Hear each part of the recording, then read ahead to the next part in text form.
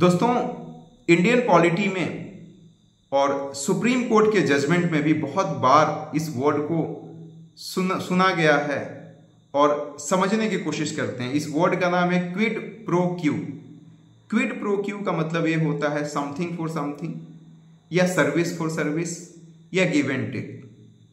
और इसी चीज को बहुत खूबसूरती के साथ चरितार्थ किया है मिस्टर डोनाल्ड ट्रंप, जो अमेरिका के राष्ट्रपति हैं। उन्होंने सबसे पहले हमारे ऊपर एक टैरिफ लगाया जिसे रेसिप्रोकल टैरिफ कहते हैं, 25%। और उसके बाद उन्होंने मना किया कि हम रसिया से तेल परचेज करना बंद कर दें, लेकिन हमने उनकी बात नहीं सुनी और इस एवज में उन्होंने एक पेनाल्टी टैरिफ लगाया 25% का। मतलब दोनों, ऊपर वाला 25% और दोबारा पेनाल्टी टैरिफ 25% दोनों को ऐड करेंगे तो इंडिया पे अभी 50% का टैरिफ लग चुका है डोनाल्ड ट्रंप के द्वारा।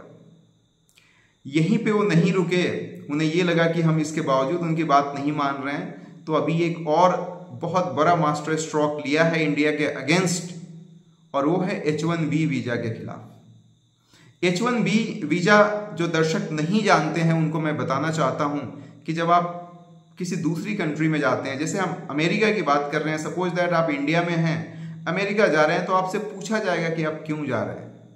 कुछ रीजंस होंगे आपके। यदि आप घूमने जा रहे हैं तो आपको टूरिस्ट वीजा मिलेगा।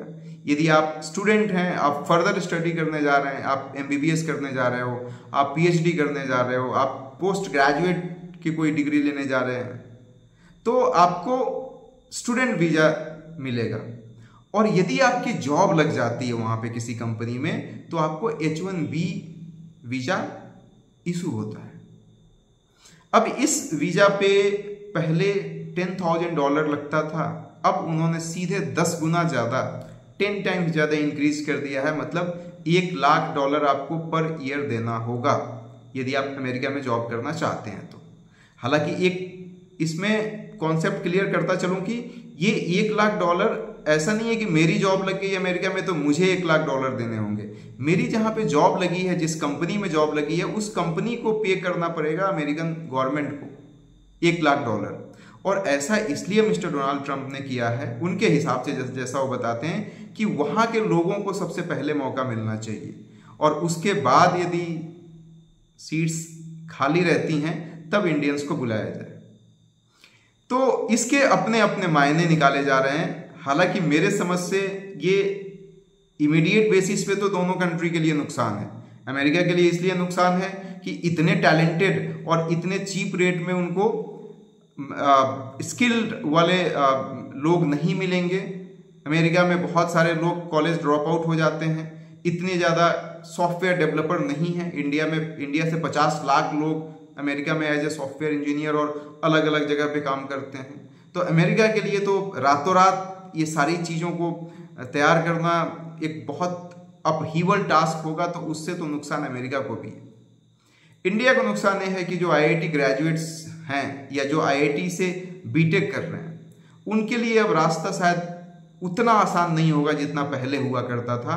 और ऑलरेडी जो वहाँ पे जॉब कर रहे हैं, हो सकता है कि वहाँ की कंपनी छंटनी चालू कर दे, और क्योंकि कोई नहीं चाहेगा कि $1,00,000 हम पे करें। $1,00,000 को इंडियन करेंसी में यदि आप कन्वर्ट करेंगे तो 85-88 लाख के आसपास होता है। तो सबसे पहले कोशिश करेंगे अपना कॉस्ट कटिंग करने के लिए, और इसकी वजह से वो वहाँ के जो लोकल हैं उनको रिक्रूट करेंगे। तो इंडिया के लिए भी नुकसान है, लेकिन लॉन्ग टर्म में इंडिया के लिए बेनिफिट हो सकता है, क्योंकि ब्रेन ड्रेन एक बहुत बड़ी समस्या रही है कि हमारे यहाँ का जो सबसे अच्छा ब्रेन है, सबसे फर्टाइल माइंड है, वो तो बाहर चला जाता है, विदेश चला जाता है। तो वो यदि वापिस आते हैं या इंडिया में ही रह जाते हैं जो जाने वाले हैं, तो इंडिया का डेवलपमेंट होगा, इंडिया की इकॉनमी ग्रो करेगी। तो ये वक्त बताएगा कि किसको कितना फायदा हुआ और किसको कितना नुकसान हुआ।